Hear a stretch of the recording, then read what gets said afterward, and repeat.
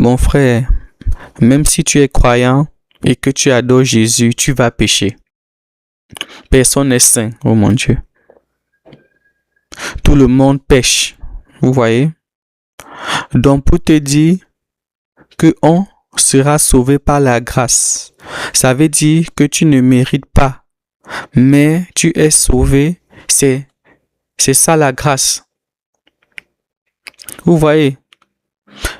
Ça, on voit que c'est un chrétien qui ne croit pas que le péché va mener en enfer.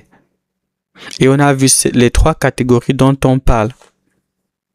Je ne sais pas si c'est parce que les hommes de Dieu ne prêchent plus la repentance, ou alors il y a ce mouvement-là, cette doctrine vraiment qui ravage le corps de Christ, qui enseigne aux gens que non, le péché n'amène pas en enfer. Voilà ça ici. Pourtant, on a vu dans Galates chapitre 5. Galates chapitre 5, du verset 19 à 21. La Bible dit: Or, les œuvres de la chair sont manifestes. Les œuvres de la chair, ce sont l'impudicité, l'impureté, la dissolution, l'idolâtrie, la magie, les inimitiés, les querelles, les jalousies, les animosités, les disputes, les divisions, les sectes, l'envie, l'ivrognerie et les excès de table. Les choses semblables. Qu'est-ce que la Bible dit à la fin? Je vous dis d'avance, comme je l'ai déjà dit. Là, il parle à l'église, il parle aux chrétiens en Galates. Il est en train de s'adresser aux chrétiens. Il ne s'adresse pas aux non-croyants. Il s'adresse à ceux-là que Dieu a mis en dessous de lui, les brebis, pour qu'il en prenne soin.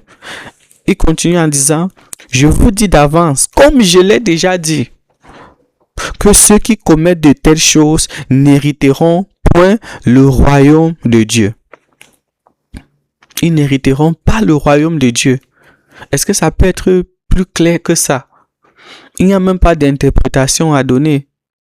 Mais la plupart des gens qui m'attaquent dans la vidéo, quand je parle des gens qui vont aller en enfer, c'est pas les non-croyants, c'est pas les musulmans, c'est pas les gens de d'autres religions, les bouddhistes. C'est toujours ce 3e groupe de chrétiens qui aiment le péché, qui ne veulent pas vivre une vie de sanctification, qui veulent vivre comme ils veulent.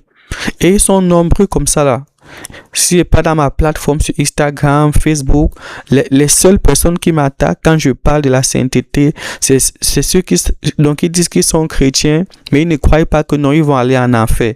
Quand la Bible dit qu'on est sauvé par la grâce, on ne méritait pas, Jésus est venu, Dieu est venu, il est mort à la croix pour nos péchés. Il est mort pour nous. On ne méritait pas qu'il meure pour nous.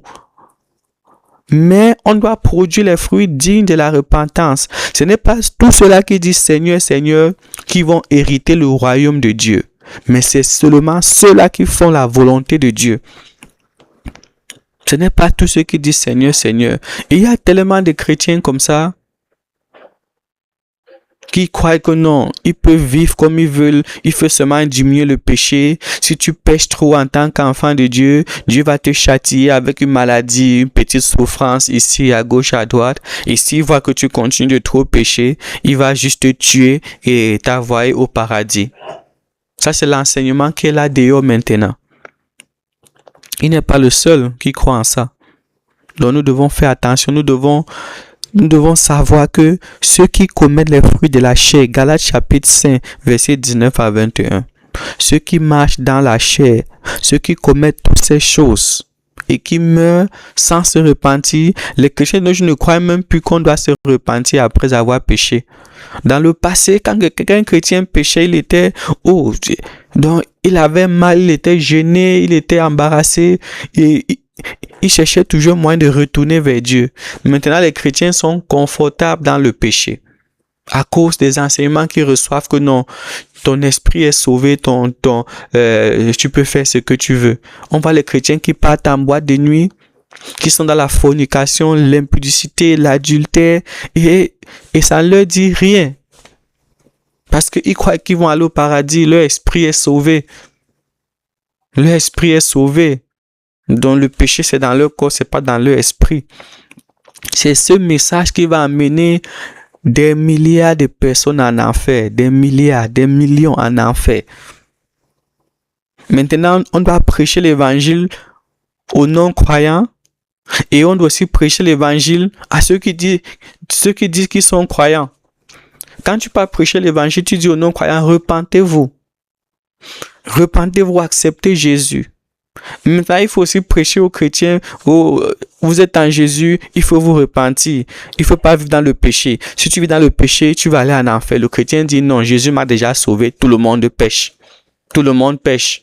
Donc, on n'a pas besoin de vivre une vie de sainteté. Ce message va mener des millions en enfer. Si tu es dans cette situation, si tu es dans une église pareille où on te prêche que non, tu n'as pas besoin de vivre dans la pureté.